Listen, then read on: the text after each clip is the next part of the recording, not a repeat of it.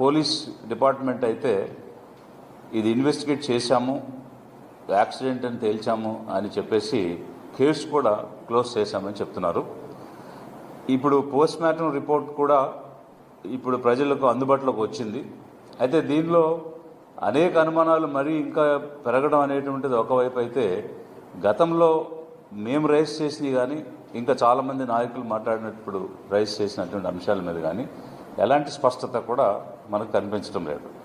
అయితే దీనిలో ఇప్పుడు గతంలో వచ్చినటువంటి అనుమానాలు, చనిపోయినటువంటి వ్యక్తిని ప్రవీణ్ కుమార్ గారు పగడాల గారుగా గుర్తించడం అనేటువంటిది తప్ప మరి ఏ నిజము కూడా, అంటే వారు ట్రావెల్ చేసింది కానీ ఆగింది కానీ ఎక్కడైనా మద్యం కొనుగోలు చేసినటువంటిది కానీ ఏది కూడా వారు ప్రవీణ్ కుమార్ గారే అనేటువంటి అంశాన్ని కూడా ఎక్కడ కూడా ప్రూవ్ చేయలేదు. సో ఈ ఇన్వెస్టిగేషన్లో కనిపిస్తున్న నిజం కేవలం చనిపోయిన వ్యక్తి అన్నది ఒక్కటి తప్ప వారు చూపించినటువంటి విజువల్స్లో ఎక్కడా కూడా అతను ప్రవీణ్ కుమారే అనేటువంటి నిజ నిర్ధారణ ప్రూఫ్స్, ఎవిడెన్సెస్ తోటి చూపించినటువంటి పరిస్థితి లేదు. ఇది ఒకవైపు అయితే, ఈరోజు పోస్ట్ మార్టం రిపోర్ట్ వచ్చింది. ఈ పోస్ట్ మార్టం రిపోర్ట్ ఇప్పుడు పబ్లిక్ డొమైన్లో ఉంది, అందరికి అందుబాటులో ఉంది. ఇక్కడ వీరు ఏం రాశారంటే, we are of the final opinion on cause of the death to our best of our knowledge and belief is that head injury and other multiple injuries associated with consumption of ethyl alcohol అన్నటువంటి దాన్ని వీరు ప్రస్తావించడం జరిగింది. మరి చాలామందికి చాలా postmortem report చూసినటువంటి అనుభవం కూడా ఉండుంటుంది. ఒక కలెక్టర్గా, ఒక సబ్ డివిజనల్ మ్యాజిస్ట్రేట్గా, ఇట్లా ఒక అడిషనల్ మ్యాజిస్ట్రేట్స్గా మేము కూడా చాలా పోస్ట్మార్టం రిపోర్ట్స్ మేము చూసాం గతంలో. అయితే ఎక్కడ కూడా కన్జంప్షన్ ఆఫ్ ఇథైల్ ఆల్కహాల్ అన్నది మరణానికి కారణం అని రాసినటువంటి రిపోర్ట్స్ అయితే మేము చూడలేదు.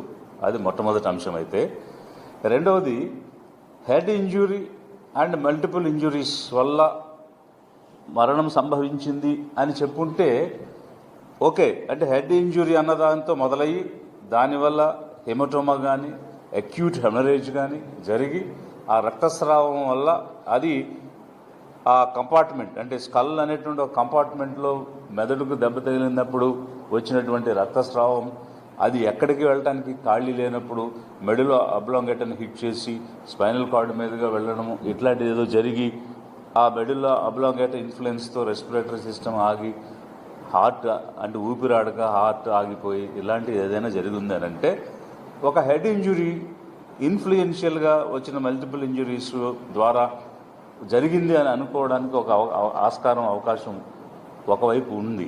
అయితే ఆల్కహాల్ అనేటువంటిది కాజ్ ఆఫ్ డెత్ కింద ఏ విధంగా రాస్తారు ఈ డాక్టర్స్ అనేటువంటిది చాలా ఆశ్చర్యకరమైన విషయం. ఎందుకనంటే ఇప్పుడు హెడ్ ఇంజురీ వల్ల జరిగి ఉండొచ్చు, బట్ ఆల్కహాల్ తాగడం వల్ల చనిపోయాడు అది కారణం అని పనిగట్టుకుని రాసినట్టు ఉంది తప్ప, కేవలం ఆల్కహాల్ తాగడం వల్ల చనిపోతే మరి ఈ దేశంలో ఎన్ని కోట్ల మంది చనిపోవాలి, అలాగే వెస్టర్న్ కంట్రీస్లో ఎంతమంది చనిపోవాలి, ఎంతమంది కేవలం ఆల్కహాల్ తాగి ఉంటే చనిపోయేటట్టయితే ఈ రాష్ట్రం యొక్క ఖజానా నిధులు కేవలం ఈ రాష్ట్రంలో ఉన్నటువంటి పేదలు చిన్న చిన్న పనులు చేసుకుని కూలీలు తాగడం వల్లే అత్యధిక నిధులు మన రాష్ట్రానికి వస్తున్నాయి. మరి వాళ్ళందరూ కూడా ఎలా బ్రతుకున్నారు అనేటువంటిది ఒక చాలా $1 మిలియన్ క్వశ్చన్గా వస్తుంది. ఇందులో మరిన్ని అనుమానాలకు ఎందుకు దారితీస్తుందని చెప్పాల్సి వస్తుందంటే, మొట్టమొదట వారు ఇచ్చినటువంటి రిపోర్ట్లో స్పెసిఫిక్గా ఏం రాశారంటే, స్టమక్లో 120 ml ఫ్లూయిడ్ ఉంది, there are no suspicious odour like alcohol in the stomach.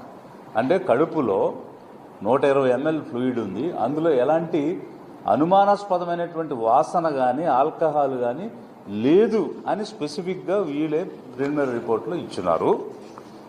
రెండవ రిపోర్ట్లో కూడా వారు ఏం రాశారు అని అంటే, ఈ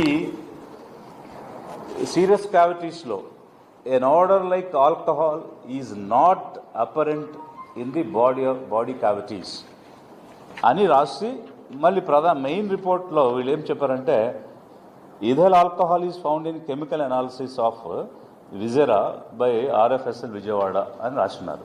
ఇప్పుడు జనరల్గా విజెరాలో ఉండేటువంటి విజరల్ ఆర్గాన్స్ కానీ సిరస్ క్యావిటీస్ కానీ ఎలా ఉంటాయి అనే దాని గురించి కనుక చూస్తే ఈ visceral organs are the internal organs while serous cavities are fluid filled with spacious within the body that surrounded and protect these organs.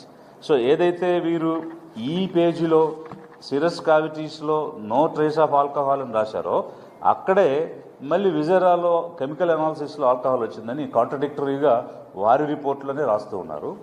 ఇంకొక అంశం ఏంటంటే ప్రిలిమినరీ రిపోర్ట్లో ఒక ఆర్డర్ అంటే ఒక స్మెల్ కానీ ఆల్కహాల్ కానీ లేదని చెప్పినటువంటి డాక్టర్స్ ఫైనల్ రిపోర్ట్లో ఆల్కహాల్ ఉంది అందుకే చనిపోయాడని రాయడం, అసలు ఆల్కహాల్ అనే సబ్జెక్ట్ని ఎందుకు ఇంత హైలైట్ చేయాల్సి వచ్చింది, ఎందుకు దీన్ని తీసుకురావాల్సి వచ్చింది? మొదట మేము ప్రశ్నించిన దానిలో కూడా మొదట ఇచ్చినటువంటి పోలీస్ అనాలిసిస్ వారి యొక్క ప్రెస్ మీట్ ద్వారా చెప్పిన అంశాల్లో ఎక్కడా కూడా ఆల్కహాల్ గురించి మెన్షన్ లేదు. వారు చూపించిన విజువల్స్లో తాగి వెళ్ళినట్టు లేరు. ఆ విజువల్స్ గురించి అడిగితే అవి వైరల్ అవుతున్న వాటితో మాకు సంబంధం లేదు, మేము ఇచ్చినవే అఫీషియల్ అని చెప్పారు. వైరల్ అవుతున్న విజువల్స్లో తాగినట్టు అక్కడెక్కడో కొన్నట్టు వచ్చినాయి అనే అంశాలు వచ్చాయి. ఇది తరువాత ఒక నేరేటివ్ని బిల్డ్ చేయడానికి, ఒక స్టోరీని బిల్డ్ చేయడానికి ఆల్కహాల్ని వాడుకున్నారా అన్న అనుమానం ఏదైతే ప్రజల్లో ఉందో అది మరింత బలపడే విధంగా ఈ పోస్ట్ మార్టం రిపోర్ట్ వస్తుంది. సాధారణంగా అసలు ఎక్కడ కూడా పర్టికులర్ మెన్షన్ అబౌట్ ఆల్కహాల్ అనేది ఉండదు. More over cause of the death head injury వల్ల జరిగి ఉండొచ్చు, అదర్ ఇంజురీస్ వల్ల జరిగి ఉండొచ్చు, హెమటోమా ద్వారా జరిగి ఉండొచ్చు, హెమరేజ్ వల్ల జరిగి ఉండొచ్చు. కానీ ఆల్కహాల్ క్లబ్డ్ విత్ ఆల్కహాల్ ఏంటి అనేటువంటిది కన్జంప్షన్ ఆఫ్ ఆల్కహాల్ వల్ల జరిగింది అనేది చాలా హాస్యాస్పదంగా ఉంది. ఇది పనిగట్టుకుని రాసినట్టుగా కనిపిస్తుంది అనేది మొదటి అంశం. అయితే ఇక రెండవది ఏంటంటే ఈ ఫేస్ మీద ఇంజురీస్ ఉన్నాయి. మరి ఈ ఫేస్ మీద ఇంజురీస్ అనేటువంటివి ఈ రిపోర్ట్లో వచ్చాయి. వీటికి సంబంధించి ఇప్పుడు పోలీస్ ఆఫీసర్ ఇచ్చినటువంటి నరేషన్ ఏమిటంటే ఇలా వెళ్ళి పడినప్పుడు రాళ్ళకు గుద్దుకోవడం జరిగింది ముఖం, అందుకే ముఖం మీద ఇంజురీస్ వచ్చాయి అన్నాడు. మరి ముఖం మీద ఇంజురీస్ వస్తే హెల్మెట్ ఉన్న భాగంలో వెనక భాగాన తలకు ఎట్లా గాయం జరిగింది? ఇది ఒక క్వశ్చన్ ఆన్సర్ చేయలేదు. మరి బోత్ సైడ్స్ ఎట్లా జరిగినాయి? వెళ్ళి బొక్కబారులుగా పడిన వ్యక్తి మీద మోటార్ బైక్ తిరగేసి వెల్లకెల్ల పడుకున్న వ్యక్తి మీద మోటార్ బైక్ ఎట్లా వచ్చి పడింది? సో ఇప్పుడు మనము ఫిజిక్స్ వైపు ఆలోచించినా కూడా ఈ వెలాసిటీతో వెళ్తున్న వెహికల్ సడన్గా గుద్దుకున్నప్పుడు దాని మీద కూర్చున్న వ్యక్తి ఎగిరిపడేటువంటి అవకాశం ఉంటుంది. సో ఎగిరిపడిన వ్యక్తి బోర్లుగా పడి మళ్ళీ అతను ఇలా తిరగబడిన తర్వాత అప్పటి వరకు వెయిట్ చేసి అప్పుడు వచ్చి బైక్ పడిందా? సో ఇది చాలా హాస్యాస్పదంగాను ఆశ్చర్యకరంగాను అనిపిస్తుంది. ఈ డౌట్స్ ఎక్కడ కూడా తీరడం లేదు.